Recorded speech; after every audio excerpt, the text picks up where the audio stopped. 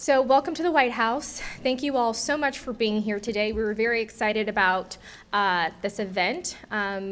Criminal justice reform is a huge priority for this president, and as he has said, a lot of things happen in the fourth quarter. We're definitely trying to run through the tape, especially on this issue.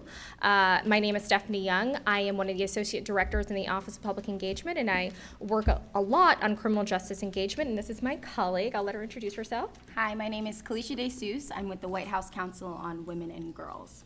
So we could not be more thrilled to have you here today. We look forward to having a very long and fruitful discussion. So we do not want to take up any more of your time with introductions, but the first person that we want to bring up is the person who will introduce our Attorney General, Madison. Do you want to come on up?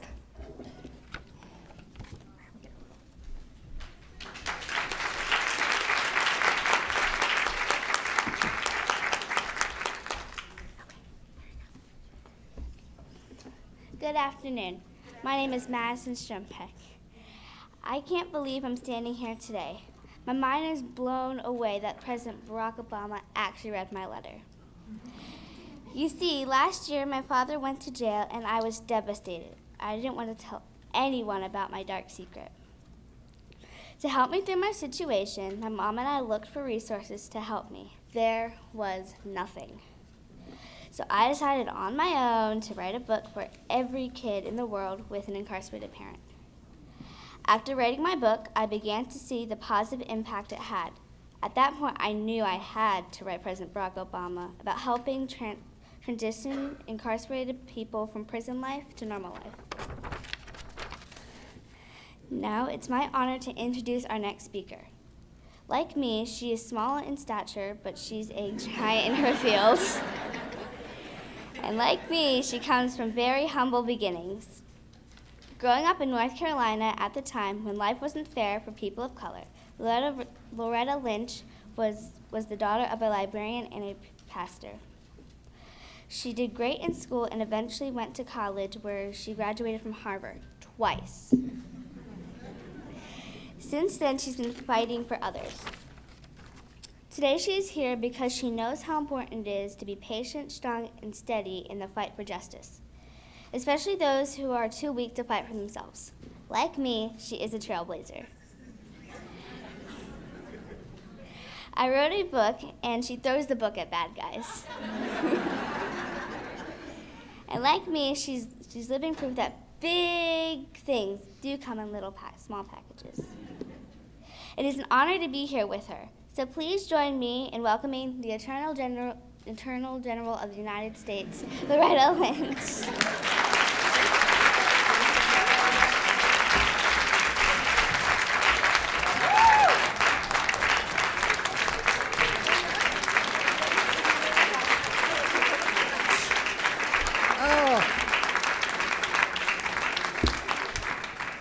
Oh, thank you so much, Madison, for that wonderful introduction. But you took the stepladder away. I think I may need it too.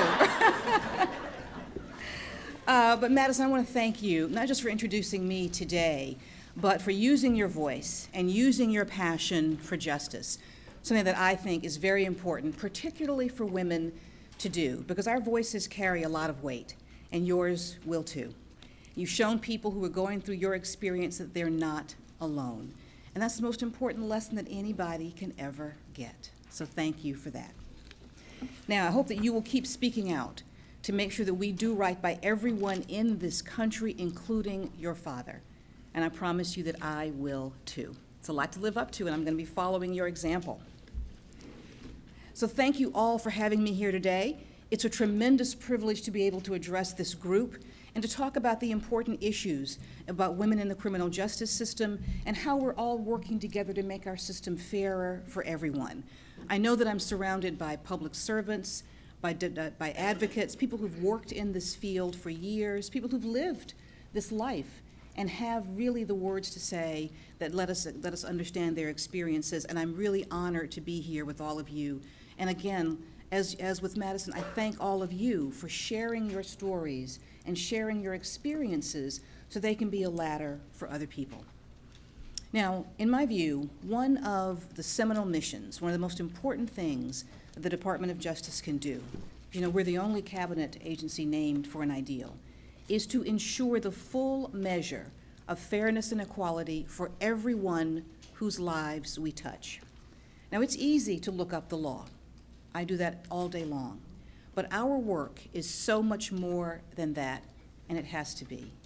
It's easy to look up the law, but how do you hold justice in your hands? How do you ensure that everyone gets to touch and feel what that feels like? How do we ensure that those who go through our criminal justice system, both those who work within it and those who are incarcerated by it, retain the dignity and the worth that is afforded to everyone in this great country, regardless of their circumstance in life? Now, since the beginning of the Obama administration, in which I am tremendously proud to serve, the Department of Justice has made it a priority to ensure that America's criminal justice system is efficient, effective, but most importantly, that it's fair. Anyone can look up the law, but how do we hold justice in our hands?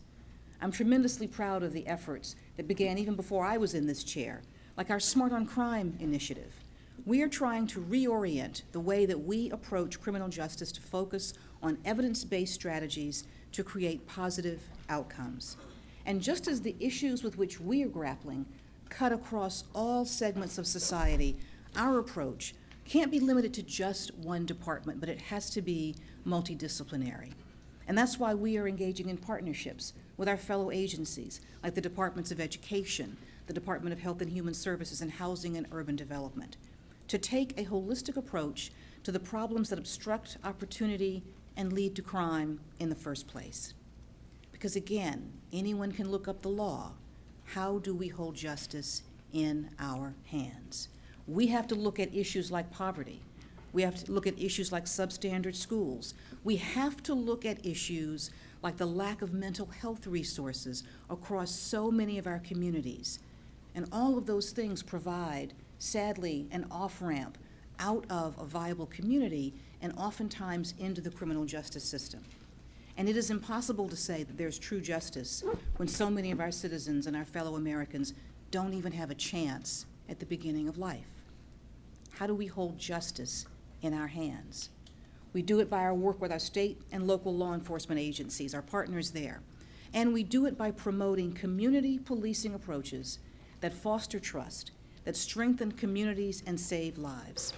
Because there truly is no justice unless all the members of all of our communities have the benefit of caring and positive law enforcement that truly protects and serves.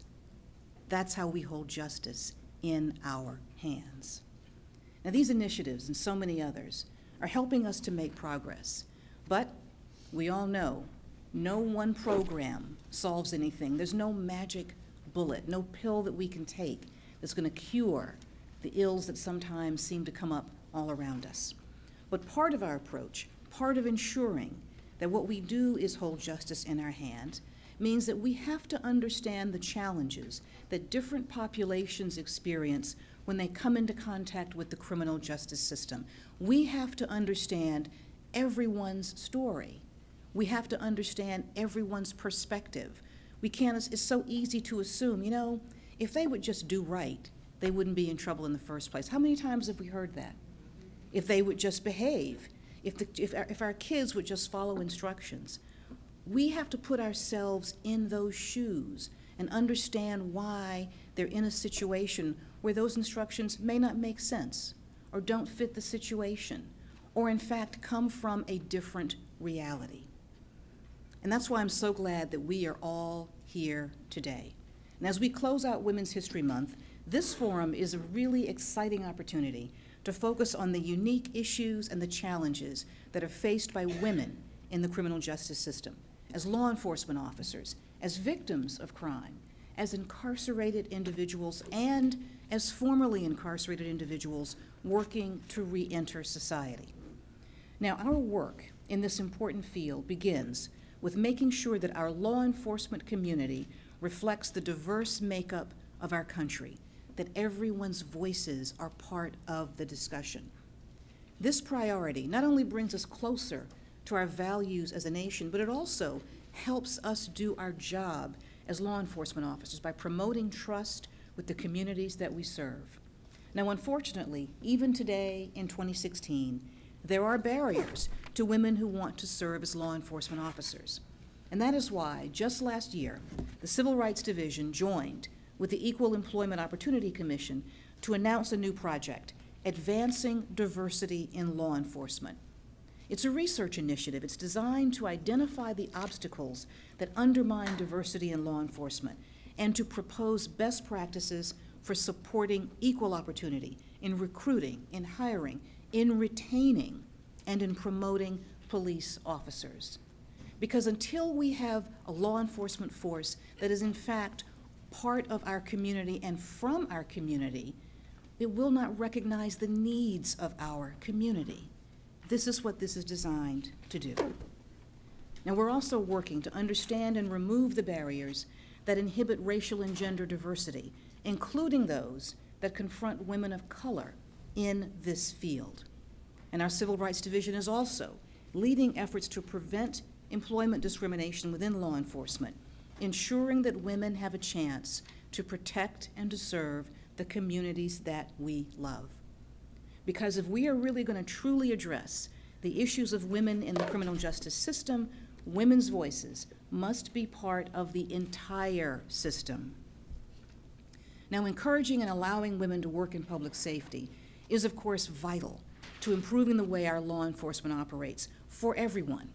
But we also need to make sure that all law enforcement officers, men and women, are equipped to work productively with women who are the victims and survivors of crime. Because it impacts women in unique ways. It impacts women not just physically, but far-reaching consequences of being a victim of a crime. There are studies that talk about women who are the victims of domestic violence and domestic abuse suffer health consequences years, sometimes decades later. Understanding those issues is vital to coming up with an approach to truly helping and empowering survivors of domestic violence and all crime that has any gender component.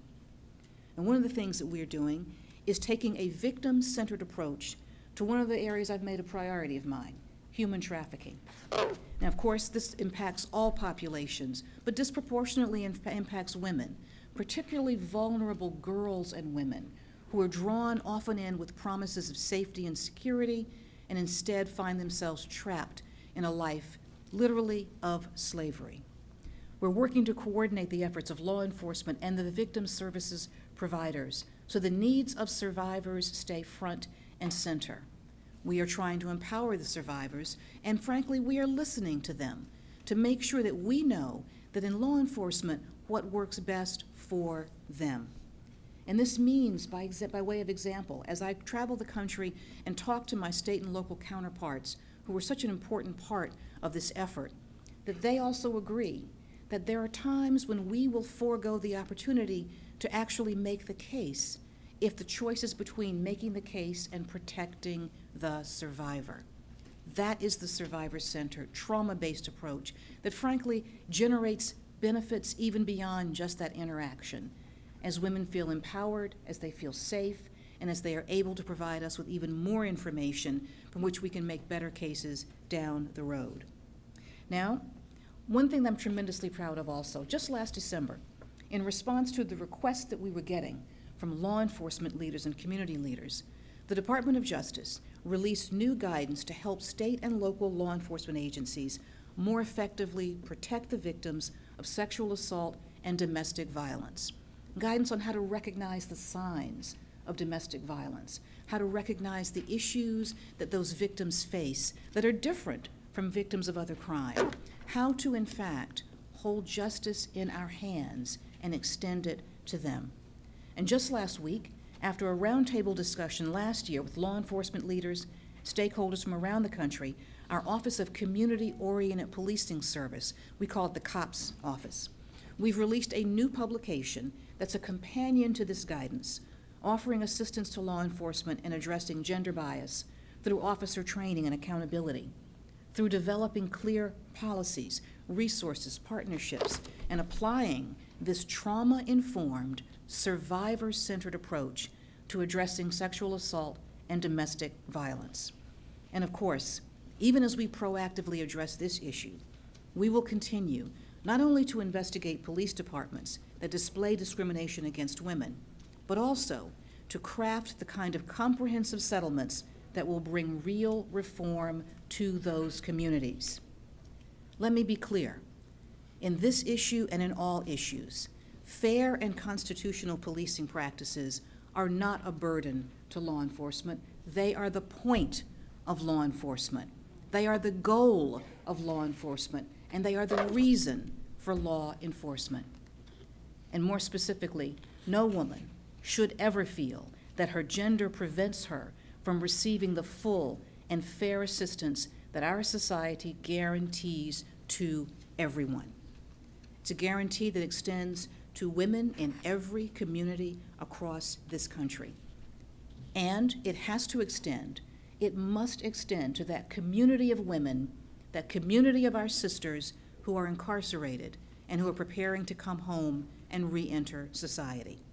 These are our sisters. These are our mothers, our daughters, our cousins. These are our family members. And we have to acknowledge their community as well, because we know that incarcerated women face challenges that actually set them apart from their male counterparts. A greater likelihood of past trauma and abuse is something that we often see in that sisterhood. Higher rates of certain chronic and acute medical conditions. Greater levels of mental health and substance abuse disorders, again, bedevil this community and require our assistance. Women are also more likely than men to have been the primary caregivers of their children prior to incarceration, which is an additional challenge to reentry. Now, put it simply, we know that when we incarcerate a woman, when we incarcerate a parent, we often are truly incarcerating a family. We are often incarcerating a family in terms of the far-reaching effect on that woman's children, on her community, on her place in the network that supports us all and her entire family network.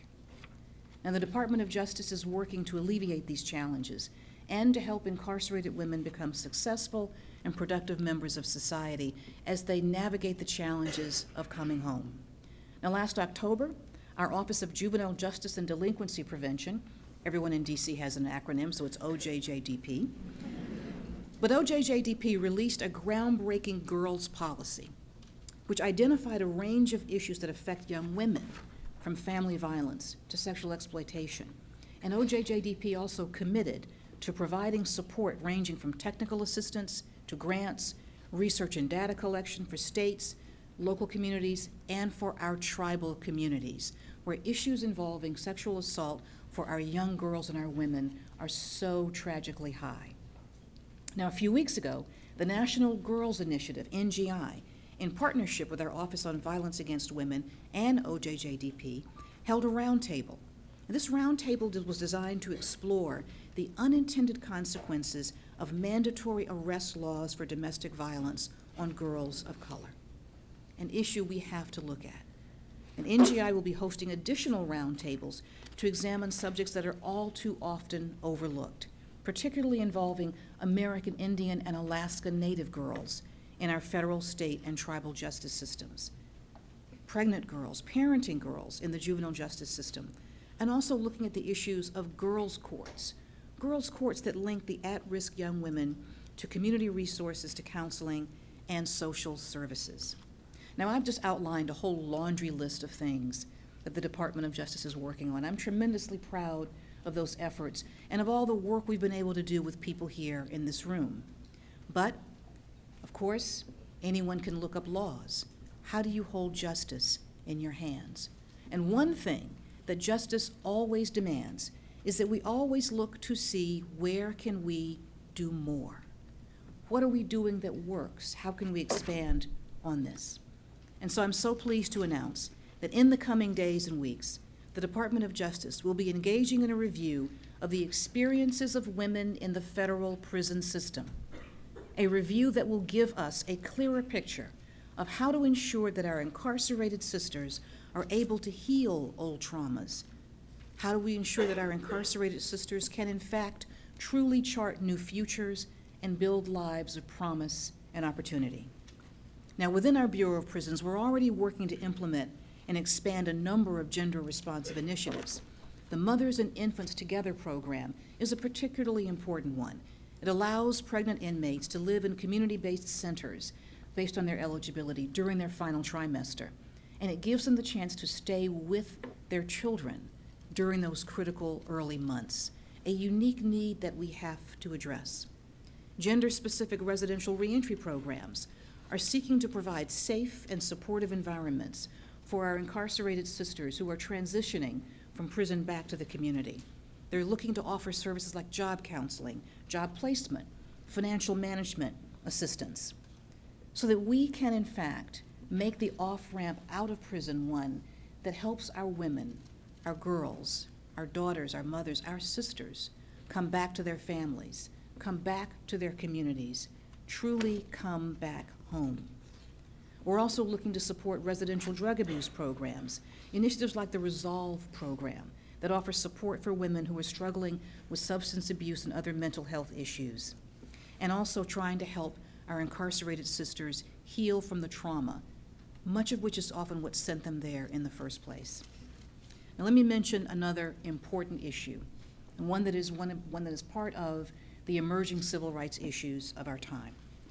The Department of Justice as a whole is remaining vigilant in protecting the rights of transgender women in American prisons, a population that has been ignored for far too long. Now, in the past, being trans has often meant a life of intolerance and isolation, not just in prison, but in life. Going through the trauma of simply being a teenager is, of course, made worse often by the reaction that our trans teenagers receive from their classmates and others. And even recently, we have seen state and local efforts to impose upon trans people an identity that they do not recognize as their own. And I want to make it clear that this Department of Justice and the Obama administration is determined to ensure that transgender individuals can live the lives that all of us were born to lead. They can live their lives fully, freely, without discrimination, and with the support of their community and their country. That is our goal. And with all of these efforts, it is our goal, it's our hope and our wish to send the message to every woman in this nation who feels let down, who feels left out, who feels left behind by life, by circumstances, by people who look at you and say, because you are different, you don't deserve as much, you're not worth as much, you're not as important. Our message is, you are not alone.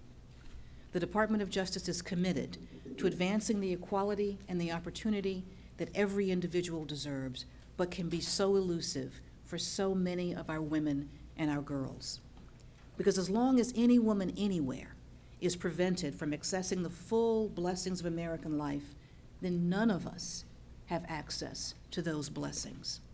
And it's the Department of Justice that will stand with you.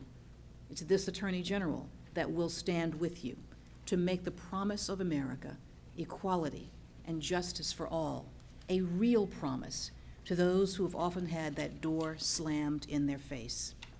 And I'm so proud of the steps that we're already taking to make our criminal justice system more effective and more fair.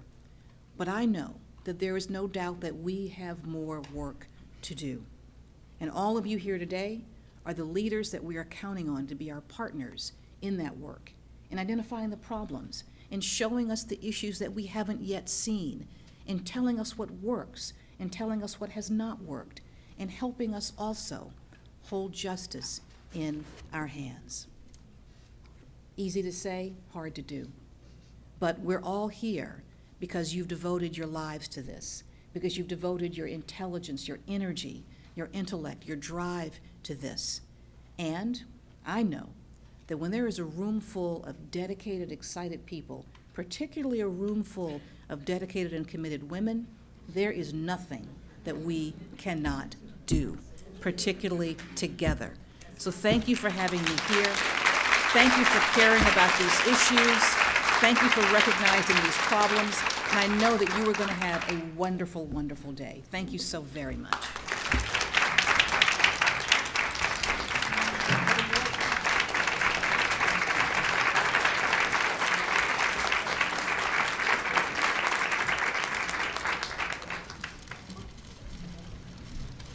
And thank you so much to our Attorney General for joining us. So let's act like we're in church for 1 minute. If there's a seat next to you, please raise your hand because we have some folks looking for seats. Keep them raised.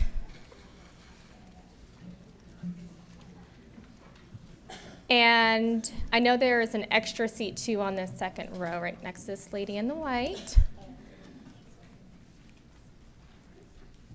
All right.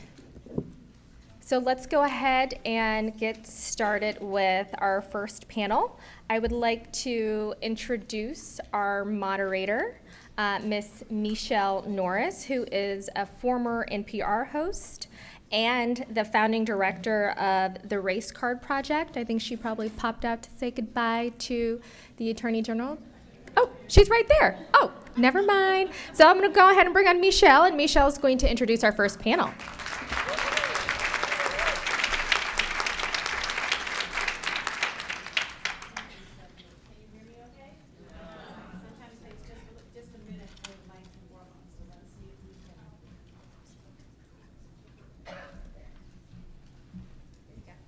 Can you hear me now?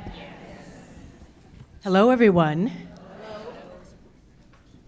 Well, let's thank the Attorney General again for setting us off on the right course for our conversation, helping us remember that although everyone swims in their own lane, this is an important moment now that we're all here in this room together to lift your head up and look around and realize that you're not working alone, that there are a lot of resources in this room, there's a lot of brain power in this room.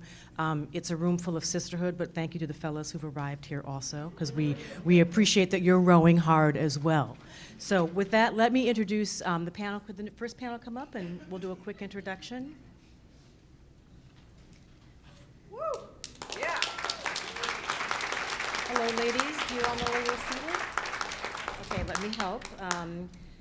Teresa, you're going to be right to my left. Judge, you're right to my right. Tracy, you're over on the far left. And Sergeant Adams, you're all the way to my right. And I'll just do a very quick introduction to let you know who these ladies are, and we're going to get right into our conversation. I'm going to start over here with Tracy Mears. She's a professor at Yale Law School. She does quite a bit of work with the federal government. She's doing some fabulous research. She's been tasked by the Justice Department to do some very important work. She's spent many years at the University of Chicago before she went to Yale, and she's going to join us today to tell us about some of her research and some of the things that we should be looking for when we think about these issues. Right next to me is Teresa Ann Ramon. She's the Chief of Police and Second Vice President for the Judson Police Department. If you're not familiar with Judson, that's in San Antonio, Texas. I know you have all heard of that. So thank you very much for being with us. Directly to my right is Judge Catherine Pratt. She's with the Superior Court of Los Angeles, and she spent many years working on Wall Street. Is that correct? Before you joined us, she's doing some very important work with young girls in particular, and so we're going to talk about that. And all the way to my right is Sergeant Carol Adams. She's with the Police Department in Richmond, California.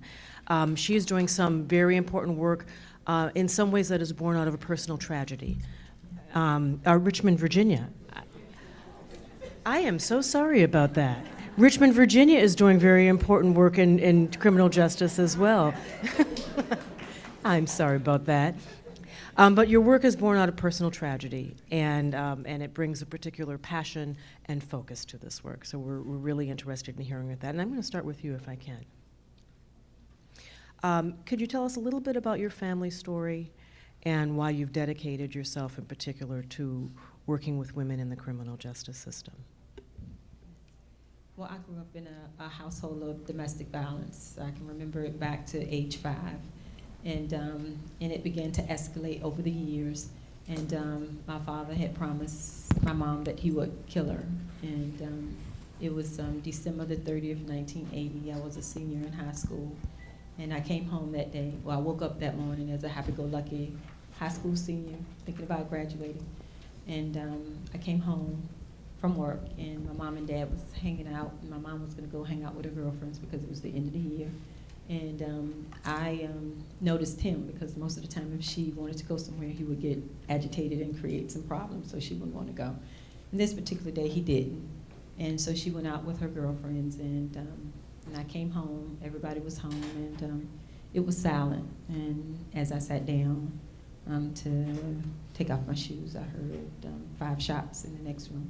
And I ran to the phone to dial 911 to say that my father had shot my mother. And when police arrived, it was true. He had shot her and she did not survive. And so I've been here 35 years without any parents. And at the time, you know, the criminal justice system, they had a homicide, but they had the suspect. And so they took him off to jail.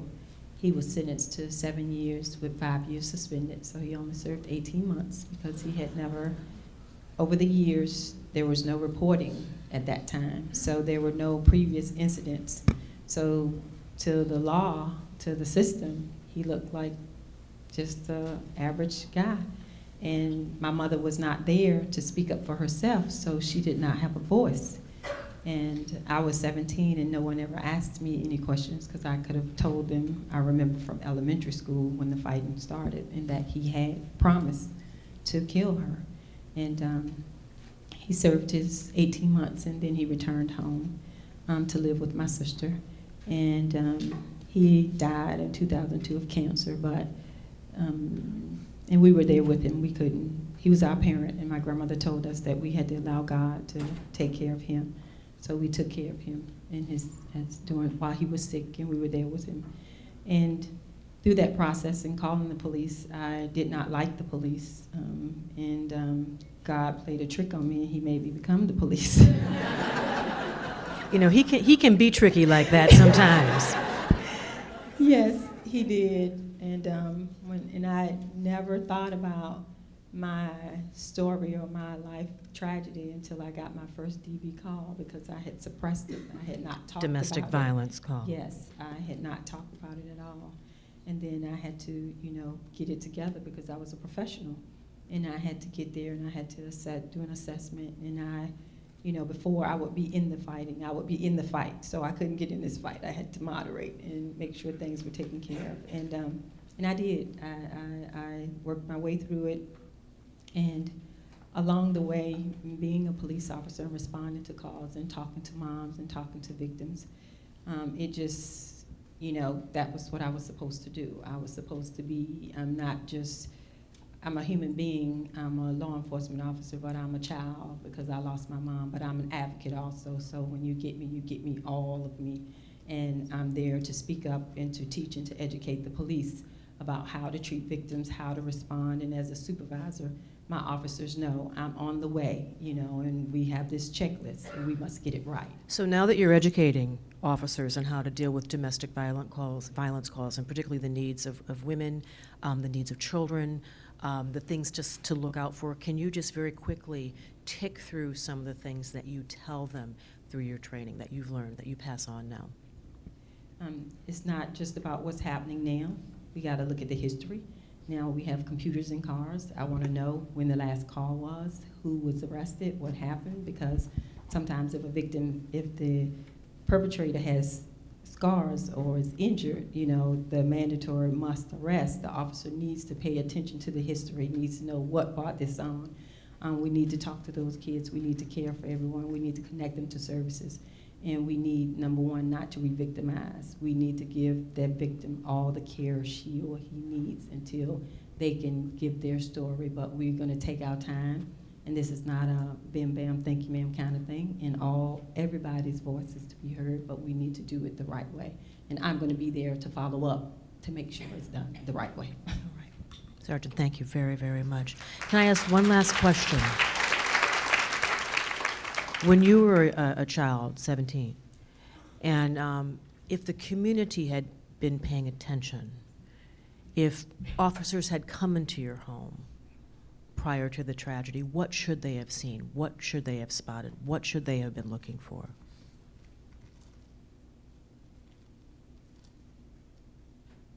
And as a police officer, I see this all the time. The perpetrator is always the victim. They talk to the men, and men talk. So the other voice is not heard. They need to pay attention to the children also. And now that we have more technology, we know when the officers have been there with the previous calls for services. But back then, there was no way to recollect. And the officers that came, that was the good old days. They would say, okay, Mr. Adams, go down the street and calm down, and you come back in a couple of days, and that was it. And they never talked to the children. And that's what we have to remember, that those children are just as much victims as the person who's being assaulted in the household, because I was in the middle of the fighting, and I had to wake up to go to school. I had to survive. And it's not just what the police officers should pay attention to, but the community, the schools, because in 2 weeks when I went back to school after my tragedy, the school was not ready for me, because they had no idea how to accept us. And it was as if, this happened, but what were we gonna do?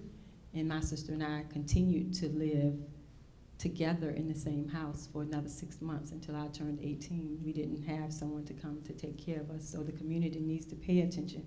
You need to be a community. You need to go and to check on people and to understand that this happened, and it's your business, because too often we say it's not our business, but it is, because if it was your family members or your children, you would want somebody to go and to look after them and to care for them. Thank you. Thank you very much. I'm going to move to this end of the panel because we just heard Attorney General Loretta Lynch talk about the specific needs that women bring to the criminal justice system and to law enforcement, in particular, and to the courts when they move through the process of adjudication. Can you talk a little bit about the specific things that women bring and how and why it's different when you're looking at a female population? I can, but I think I'd like to start by making it more general, because one of the things I think that's really interesting is that every population, male, female, child, actually desires the same thing from the criminal justice system in terms of their understanding of what makes it fair. And one of the things that I thought was tragic as I was listening to you recount your story, Sergeant, was all the ways in which, when you talked about the importance of listening to the women and the children, we know that the way that people understand the fairness of the system is one important component is listening and voice and making sure that people have a voice. Another aspect, I'm just going to tick through this quickly and get to your specifics, but another aspect of fairness, and I'm talking about the research on procedural justice and fairness, is that people want to be treated with dignity and respect. And of course, listening is an important aspect of that too. People are looking for indicia that decisions are fair. So when a police officer shows up at your house and says, "Go ahead, Mr. Adams," going down the street, and the children are watching this happen, and they understand, their understanding of the fairness of that decision doesn't make sense to them. It doesn't match up with the facts. And so the extent to which a decision can be grounded in facts that are transparent and neutral is really important. And last, and probably most important, people are looking for a belief that they can see that the law enforcement agents that they're dealing with can be expected to treat them fairly and benevolently in the future. And that comes to this history of did the law enforcement agents or the courts or whatever treat people like you, a person in your group, fairly in the past or in a particular incident? Can you tie those things together? And can you expect that someone is going to treat you fairly and to take your concerns into account? And I think when you look at those four aspects and think about how women are treated in the criminal justice system, I think often what you see is because we are women, we often are ignored and not listened to. So it's not that we are uniquely biologically women, it's just that as women structurally in society, we're often not listened to, not paid attention to. We are often caring for people, children, who, society often looks down upon as well. And so when you're in a situation of being a caregiver in that context, you're doubly burdened in that way. And people are less likely to treat you with dignity and respect. So I think it's because of often the status of women in society that has particular weight in each one of these aspects of procedural justice. That's the area that I focus on, where we can see systematically women aren't treated fairly and won't perceive themselves to be treated fairly. I think that's the way I would put it. Right now, there's a lot of talk about prison reform. There's a lot of talk about law enforcement reform. There is, and at the center of that effort is often the way that the police department, law enforcement, interacts with people of color and with particularly young men of color. Is there enough attention put on how law enforcement interacts with women? Is that still viewed as an ancillary or sort of a fringe element of this reform effort? I think that's a really critical question, Michelle. I think, again, right, women, young men of color, older women, trans people, all desire the same thing in terms of how we want to be treated by the criminal justice system. It's not surprising that we're paying a lot of attention to young men of color in terms of their treatment by policing agencies, because they are the ones who are disproportionately interacting with law enforcement agents. It's often also true, that young women of color are probably, when you look at population, even more involved than young men. If you look at their, the kinds of incidents and that they're involved in and the kind of contact that they end up having with the criminal justice system. So it's definitely an overlooked category in my view. We're going to come back to you in a minute because I want to talk to you about some of the work you're doing where you pair law enforcement officers with young people and actually have them talk to each other. I'm eager to hear about some of that. And I want, Judge, I'd like for you to, if you could, respond to something that Attorney General Lynch said. She said that when society locks someone up, they're not just incarcerating an individual, they're incarcerating families. And that really speaks to the approach that you've taken in your courtroom. I supervise a juvenile delinquency courtroom in Compton, California. And so I've been working with kids who have been accused of breaking the law for about 8 years now. And what I had found after many years of this was that a certain population, a certain subset of the kids that I was working with really did not respond well to the traditional approaches of probation. And those were the girls in front of me, and most of them had been arrested on charges of prostitution. And at first it was very surprising to me that there were so many kids in front of me who had been arrested on charges of prostitution. They're very young. They're somewhere between the age of 12 and 18.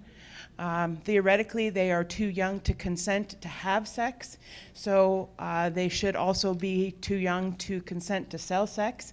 But this was one of the ways that we, as a culture, were dealing with it. And it was not particularly effective. And when I started looking into why we were doing such a poor job with these kids and what we could do to help, I found that it was a very long family history often of abuse, all different types of abuse, sexual abuse, domestic violence, abuse, neglect, long histories with the Child Protective Services.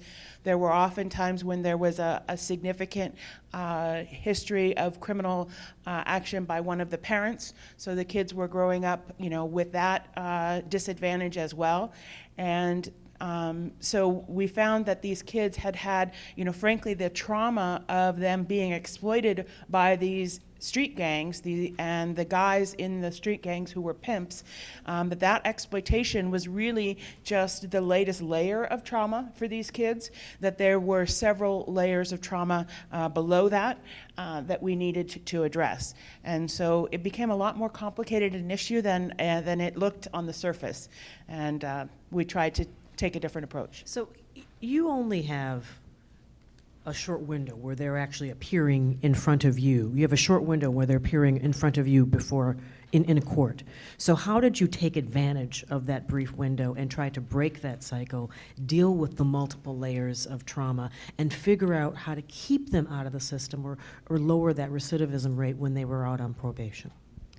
What we tried to do was to have more intensive relationships with the kids, both myself as the judge, but also the lawyers, the advocates, and all of the people who were working with the kids. We see them much more often than one normally does in juvenile delinquency. Typically, a juvenile delinquent who I am supervising on probation, I would see twice a year. These kids I see once a month. So they get to know me. They get to expect certain, things. Yesterday, I did my calendar of commercially sexually exploited kids, and because I was getting on a plane to get here today, I was leaving a little early, and there were a couple of kids that, we said, well, we know you're doing fine, so you won't come into court, and they were pissed. I mean, they wanted to come in, and they wanted to see their judge, and so, it's really about building relationships however you can, and if that's, seeing the judge once a month, then that's fine, or if it's being able to relate to their lawyer or their advocate, whatever it is allowing them to build a relationship with an adult that's going to be consistent and that is trustworthy. And consistency is very important, isn't it? I think many of us seized up a little bit when you said that phrase, commercially sexually exploited kids. Those are 4 words that you just don't want to see strung together. Talk a little bit about your success rate, because you are making a difference in the lives of these young girls. So we have some basic data, not all that complete, but a couple of our measures of success. We are finding that the kids are building relationships, and so once they are no longer on probation and they do not have obligations to be in touch with the court or anybody from their court team, they do continue to keep in touch with us. They reach out to us. We had a girl who we hadn't heard from for a year or so who recently reached out because she's been arrested in Las Vegas on an attempted murder charge that she tried to shoot her pimp. And she's now reaching out to us for help because she knows that, we, are aware of the issues and are going to be willing to help her. So we keep in touch with them long term. Last year, 50% of our 18-year-olds graduated from high school, which is better than the national foster care graduation rate, number 1. And number 2, very significant because most of these girls have spent significant periods of time living on the streets and out of school. So the fact that they get back into school and graduate on time is a huge accomplishment. And finally, the 73% of the girls who have participated in the program, and I'm defining for these purposes participate as in we saw them, they didn't necessarily comply. They didn't necessarily do everything we asked them to, but kids that we had some contact with. 73% of them had not been rearrested either as children or as an adult. Coach, thank you. Officer Ramon, I want you to tell us a little bit about San Antonio and the work that you do in San Antonio. San Antonio, Texas. Texas is a very large state. So recently I had an opportunity to become part of a Senate bill for our legislative team on 2684 is a Senate bill.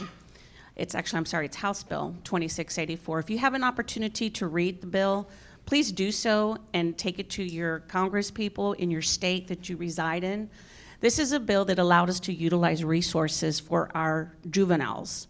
And when we say juveniles, doesn't mean because they're a bad teenager or child. A juvenile is a term that we use to identify adolescents.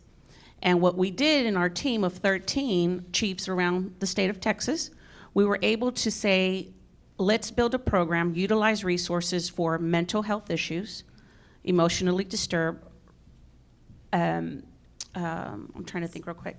I'm sorry. We said mental health issues, de-escalating situations, because arresting our students in our schools is not going to solve the problem all the time. We're finding out that our students are coming in because there are domestic situations going at home. They're living on the streets. They have no place to go because either parent is nor home being raised by a grandparent, aunt or uncle. So we had to find out what can we utilize in the state of Texas, what programs can we bring So we built our team, and we have over 76,000 police officers, law enforcement in the state of Texas. Out of those 76,000, about 22,000 are working in school districts in the state of Texas. So we came up with a curriculum that allows five programs. De-escalation is one of them. The mental health is another. Justice is another. And I can't remember the other two right off the top of my head. But each officer has to be trained. This is a 20-hour class that they must take in 2.5 days. They have to be all certified by June 1st of this year. Their school district must have 30,000 or over student population. We are bringing our crime data down by working with our juveniles, setting that de-escalation situation from them going into a juvenile system. The Senate bill only asked us for 30,000 and over, but I believe in 2 years they're going to change it to where every police officer working in a school district will have to take that certification. Plus, we also have to have a mental health certification for 40 hours. The program is wonderful. It's great. It makes the law enforcement officer see and utilize the resources for that juvenile that's going through that situation. And when the law enforcement officers are going through the training to work with the unified school districts, do they get training that is specific to dealing with young women? Yes. Yes, and that's something that we're currently working on too, is building a program. We have also what we utilize through Texas Safe Schools, through San Marcos State University in San Marcos, Texas. If you have an opportunity to visit that website, dating violence is a big issue in the state of Texas. So they've come up with domestic violence and domestic not between husband and wife, but violence. between No, boyfriend and girlfriend. these are students between the ages of 12 to 18, 17. And what they're doing is they're letting them know that they have a voice to speak, and they need to say something, that they shouldn't shut down. Especially young girls will shut down because they feel that that's all they have. When that male partner becomes dominant in the relationship, they need to know that they have a right, that they have a voice to speak up. So that video is also presented through the state of Texas for training for law enforcement and for parents. So we utilize those resources. We have many. There's still not enough. That's why we're here and we're discussing what we're discussing, because we're trying to utilize every single resource we possibly can, from human trafficking, which is on the rise. I believe this year alone, it's almost up to maybe 60%, 65%. But it's a growing number. It's not going to stop unless we say something. You deal primarily with young people. Yes. And there seems to be a collision course in society because people are interested in getting tough on crime. And they want to bring down the hammer, and they want to make the streets safe, and they want to create safe and drug-free zones around the schools. And yet, all the research suggests that when we look at effective reform, it requires a sort of a humanity at the core of that, and treating people with dignity and using a much more holistic approach. That's very different than what many people are looking for in the voting population and people who are really concerned about crime coming to their neighborhoods or invading. You know, they use language like that, invading their schools. You know, we work very hard with our juvenile system. So far in Bexar County alone, only 2% of 1,913, I believe, that were incarcerated came back. But utilizing each resource, assisting each child when it's a domestic, or it may be a runaway, it may be a truancy, but staying consistent with that one individual, no matter how long it takes, we utilize every single resource that we possibly can. And we just continue. We continue for each child, no matter what the situation is, but talking to them, recognizing the signs of how, when, and how long has this been happening, getting them out of the situation, placing them in an emergency shelter if possible, getting them away from the home environment so that they have an opportunity to speak for themselves. Do you have enough latitude to be able to do these things within a school environment? There is not enough of us. In the state of Texas, pretty much every school district now has law enforcement working, either if it's school-based law enforcement or a school resource officer. there is still not enough of us. There's not enough teachers, there's not enough administration, and our parents, or sometimes our grandparents, guardians, are forgetting to talk to their children and leaving these children on their own, so that they're utilizing us as resources. But we have to continue to advise them and let them know we're here for you, and continue that cycle. Make a circle of resources for each child, and we have to let them know, so we keep preaching to them that we're here for them. Tracy Mears, I want to hear a little bit about some of the research that you've been doing where you've actually been pairing police officers with young people. Could you talk a little bit about that and what they've been able to learn from each other and developing sort of best practices and approaches? So we have there are a couple of different research projects. I think you're probably talking about the one that I have one in Chicago. In Chicago, yes. That is, the idea is to try to get, and after listening to this, I sometimes feel like, gosh, the hill is so steep to climb up. But to try to get young people to have a more positive view about law enforcement agents, people involved in the legal system, because we know that when people in general feel that the system is treating them more fairly, they're more likely to voluntarily comply, they're more likely to engage in their community, they're more likely to cooperate, they're more likely to vote, they're more likely to shop in the communities when they perceive legitimacy as happening around them. And so it's important to start with young people. And we have a 4-part strategy in Chicago where we've had some kids who were involved in the system. And one part of it involves having young people interview police officers in a kind of StoryCorps setting. I'm not sure if that was the one that you were thinking of. Exactly what I was thinking. StoryCorps is oral history project yes, where if anyone, I'm a big fan of the NPR StoryCorps, and when I heard it, I thought, wow, this would be a really interesting project to try with kids and police officers, because as they're interviewing each other, they learn all the ways in which their stories are very similar. And so the child doesn't see the police officer as an alien, and the police officer recognizes himself or herself and the child, and it's a way to create a certain bond, but it's also a way fundamentally for those of us who study policing to see that the police is the community and the community is the police. That's a Peelian idea, and it's really critical, I think, and those of you who have the opportunity to serve the community as officers, you know that you want the community to view you as part of the community, and it's really hard to bridge that gap without strategies like this. When you do that kind of work, what are the specific benefits for young people? Well, I mean, I think I just mentioned one of them, which is not to see the police officer as someone who's alien to them, more likely to help them, more likely to see the person as a person they can count on and to expect to treat them benevolently in the future, which is one of the key aspects of procedural justice. I think that's probably the biggest benefit, but it also turns out that when you can create these contexts between kids and folks in authority over them, it can spill over to other contexts. So look, these ideas are not just about how judges treat kids or how police officers treat kids. It's about how teachers treat their children and, frankly, how they understand their relationship with their parents.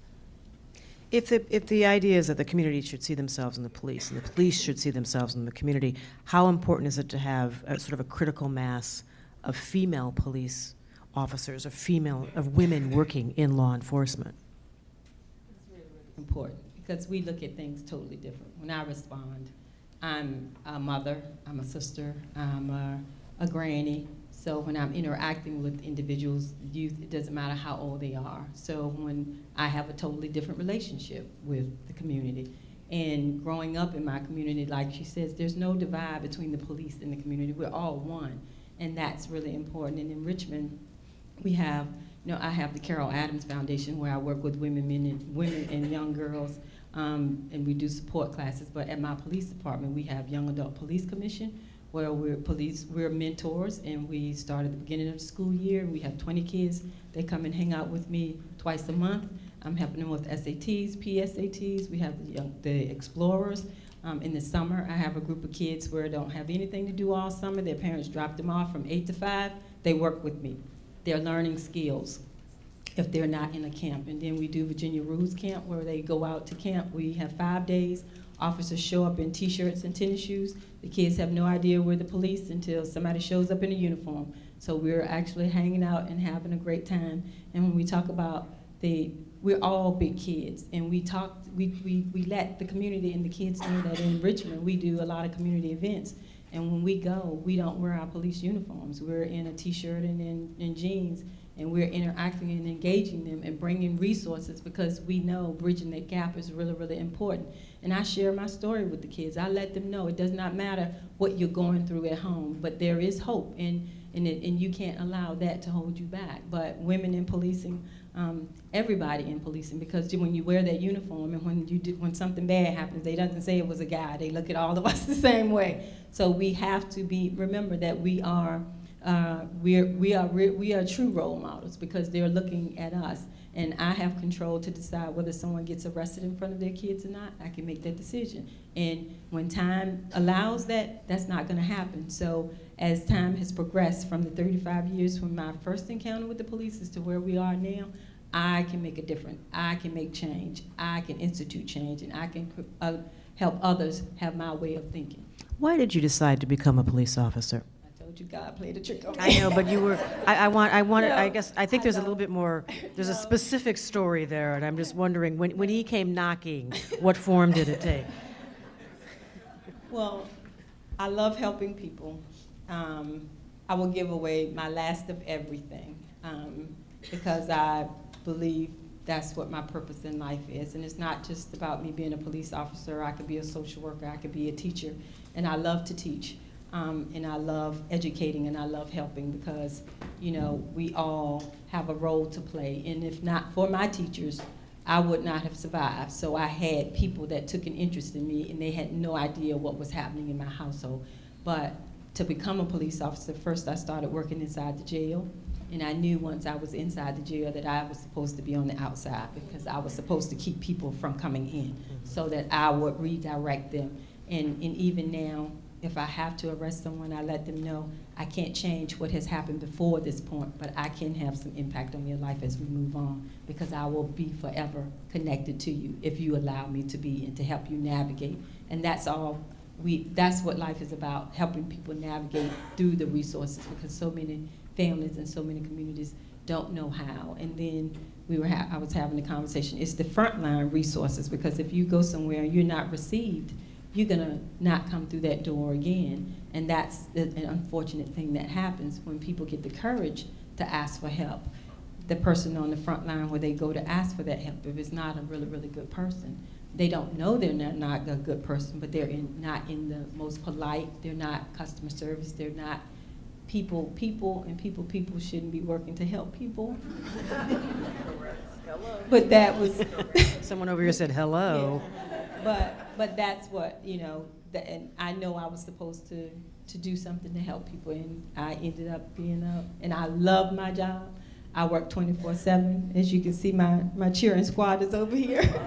They didn't know I was gonna be here, and I didn't know they were gonna be here, but everybody in my city that knows me has my telephone number. They can call me 24/7, and no matter what it is, I'm gonna respond. And if they're having an encounter with another police officer, they are gonna let me know, and they're gonna let me talk to that officer, and I'm gonna help them navigate. So you let them take your cell phone number? Yeah, I give it. My telephone number is over the air, the police air, the radio, the radio. Someone's holding up her Yes, phone like yes. she has your number I mean, because- in her phone. Right. And all of that is because when I went through, my sister and I went through what we went through, we didn't have any resources. And that was 35 years ago. So I know I was put on this earth to make change and to be a voice for the voiceless, and especially like my mom, and being that child, because nobody asked me any questions. And it's important because we negate children's feelings all the time. And so when they explode, we don't know why, but they've been directed to suppress. And when you suppress, you get overfilled. And You said something that I'd like the two women in law enforcement to just chew on for a minute. You said that you approach things differently. As a woman, when you walk into the room, you see things differently. Your radar is a little bit different. Is that something that is it easy to tap into that? Because I know that sometimes when you work in a male-dominated field, there are pressures to tamp down on that kind of thing in order to, to sort of succeed in, to be successful in sort of the dominant culture. And the dominant culture is one that tends to be a little bit tougher, that is less feminine. Is that difficult for you? I think what it is we think outside of the box. We're always thinking, we're not only going to look at the bottom, we're going to look from the top to the bottom, and then we're going to look side to side, and we're going to observe, and we're going to see what is going on. For women in law enforcement, I believe it's tough out there because it is a male-dominant field, but we're growing. Women in law enforcement are coming in, and they're going up the chain pretty quick now because they're not going to step aside anymore and say that a man's world, we can come in now, and we're jumping up the ladder. We're jumping up the ladder. We're going to school. We're getting educated. We're getting trained. But what happens too sometimes for women when we walk into that domestic violence situation or in a troubled person's life, we're either going to say, I know what's happening, I can see what's happening, I've been somewhere down the line, so how am I going to help this individual out? Because we're going to think outside of the box and we're going to look all around and we're going to see, how can I make a difference? How can I be successful in this person's life? Like Sarge said, I can't change what just occurred, but I can definitely have some effect in a positive way when I start guiding you through the process. Where are the gaps in the system? We just, again, I'm referring back to what Attorney General Lynch said, calling for a multidisciplinary approach. But there are often silos and walls and chasms. Where are the gaps in the system and the places where people are not working closely enough together? Well, particularly in the area of human trafficking and kids who are sexually exploited, there is a huge gap in that. Up until a couple of years ago, the way to get services for the girls who were victims of human trafficking was to have them arrested for prostitution and to put them on probation and to get services through that system, through the juvenile justice system. There is a push nationally to have the child welfare system now address these kids. That is happening slowly. And it really kind of depends on the jurisdiction how successful they are. But part of the pushback from the child welfare system is, kids get into the child welfare system because their parents have abused or neglected them. So that there are some kids whose parents say, hey, look, we've tried with this kid. It wasn't our abuse or neglect that led her to be where she is. I think that can often be argued, but I certainly understand that parent's position.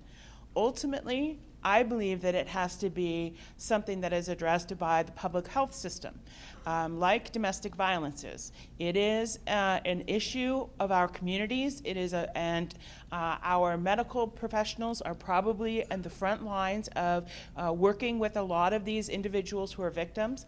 And I think that they should be well informed, and then they should have community resources to help these kids that shouldn't have to be part of either the child welfare or juvenile justice system. So how would that work for a population where often their encounters with the public health system is on an emergency basis, through emergency rooms as opposed to regular doctor's visits or regular, visits with a physician? Well, I think that, first of all, a lot of medical professionals, the ones I've spoken to, have a hard time recognizing these victims when they see them in the ERs. The victims don't present as victims. They don't ask for help. They're often very resistant. They're often very angry.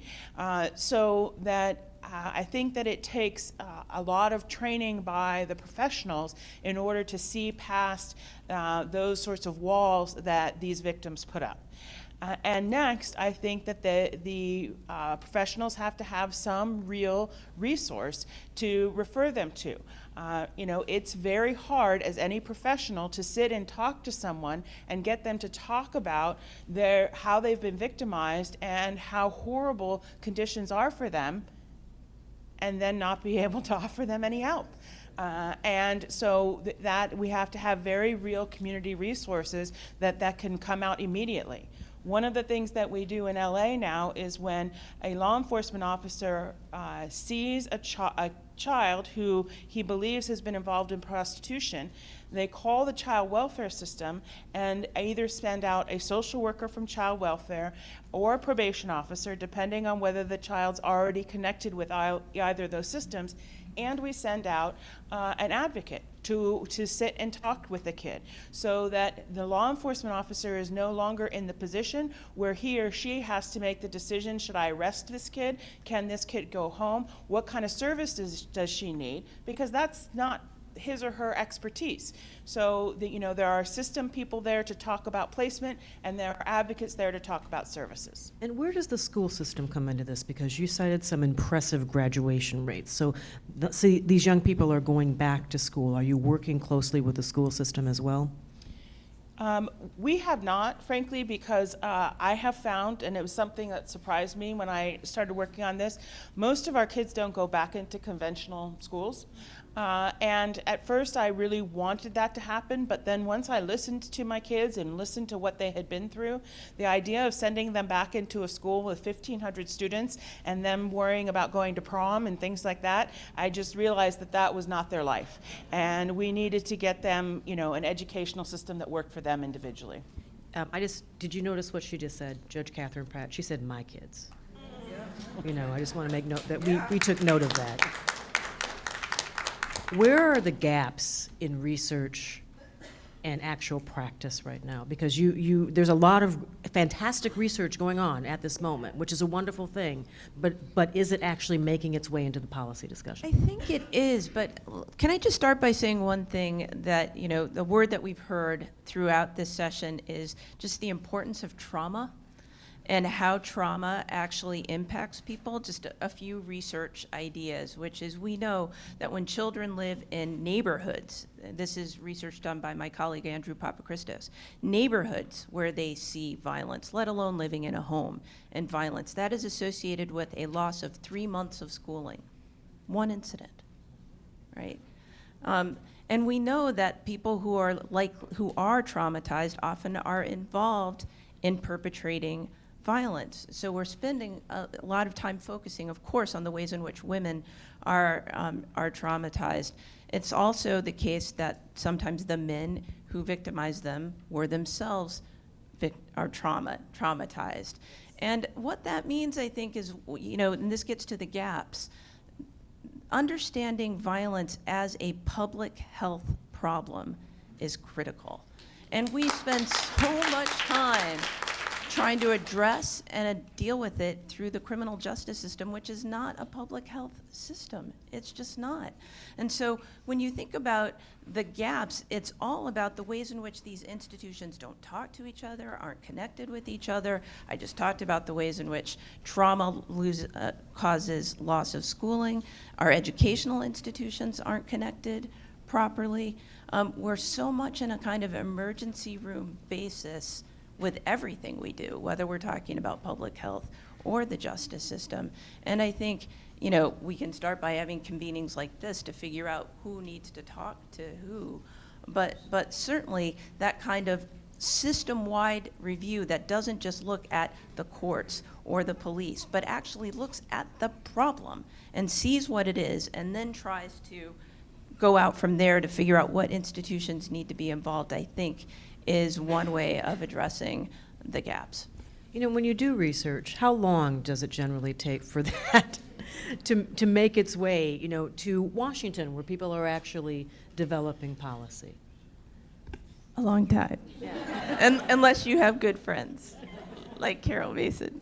So the ideas about procedural justice, which is kind of pushing against this idea that the way in which we get people to comply with the law is to get tough and punish people and send them to prison for a long time, because that, of course, is the way we're going to bring the crime down. Not.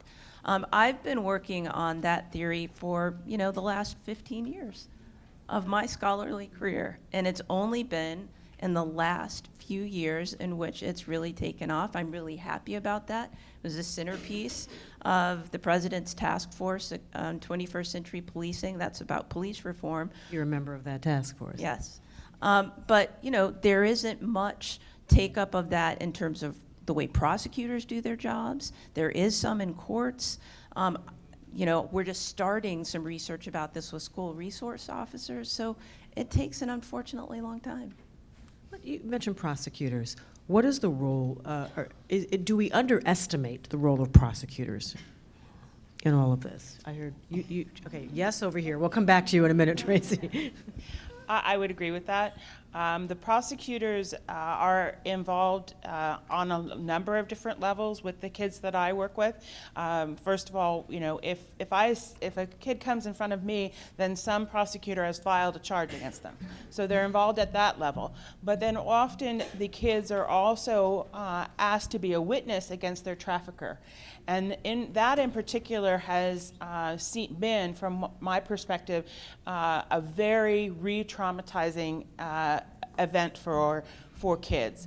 I used to work in the child welfare area, and when we had kids who were young kids and they would come in and they were going to be testifying against a parent that had abused them, there were ways in which we were all trained to ask them questions. There was an environment in the courtroom where the kids could feel more safe. There was a system where they did not have to literally face to face with their parent that allegedly abused them. And yet the parent had some protections, constitutional protections of, that they got to confront their accuser. There were ways that we dealt with that were fair and were sensitive to this. And instead, what I see my girls having to deal with is to go to court, some of them taken from juvenile hall, so they're in their, jumpsuits, they're in shackles, and they're asked to testify against these guys who, serially raped them.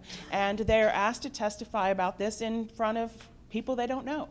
And I think that there's just got to be a better way to put those cases on in order to put people in jail. That falls in the prosecutorial docket. When I asked the question, Tracy, you immediately said yes, we should spend more time looking at prosecutors. For instance, if you haven't seen the TED Talk by Adam Foss, it's worth taking a look at, who makes this point in a very, very compelling way. Just quickly, Angela Davis in this room has written an important book on prosecutorial discretion. And prosecutors drive the system in important ways, and I think if you want to talk about gaps, can be largely responsible for the ways in which we often address these problems in a classically criminal justice context, as opposed to the public health model that we need. Well, we're going to try to stay on schedule because we have a second panel coming up. I just want everyone to just leave us with a pearl of wisdom, a single pearl of wisdom that you want the room to think about on this issue. If I could start off, folks, we can't be lazy. We cannot be lazy. I preach to my officers and I tell them that our young generation needs to be coached, they need to be trained, they need to know they have a voice, but it's going to take us to teach them, but we cannot be lazy. Prosecutors, judges, I know we get frustrated, police officers, we're on the streets, we're a resource, and if we have to come face to face with that individual, whatever situation it may be, we cannot be lazy. No matter how much hours, I spend 12, 14 hours a day sometimes, but I can't get lazy, and I expect my officers not to be lazy. And I will tell them time and time again, I don't care how bad the situation is, you never give up. Thank you. Tracy, single pearl of wisdom.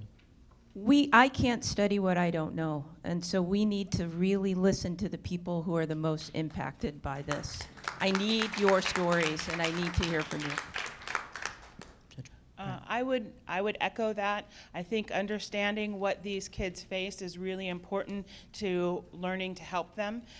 It wasn't until I realized, that all of the punishments I could impose upon these kids were pretty meaningless to them, because the reality is that their day-to-day life was a whole lot more violent than anything I was going to do to them. I was never going to hold a loaded gun to their head. So when I, chastised them because they weren't following the rules, it was meaningless to them. And you have to find another way to communicate with them. Sergeant Adams. For me, it's that we all can do something. And like she said, don't be lazy. Step up to the plate and don't turn a blind eye. And like if the kids are living in holy crap, and we have to understand we could never fathom what they go through just to get up and to make it through a 24-hour day. And when we see people that are lost, and I don't know how many of you are believers, but that's why we're here, to extend that helping hand to help someone, not to turn a blind eye. So reach out and don't be afraid, because if you're covered, you're doing what it is that you're supposed to do. So don't let go, and don't say next time, because next time might be too late. And when you leave this place, just know you've done everything that you could possibly do to help somebody else. Thank you. Sergeant Adams, Judge Pratt, Officer Ramon, Professor Mears, thank you very, very much.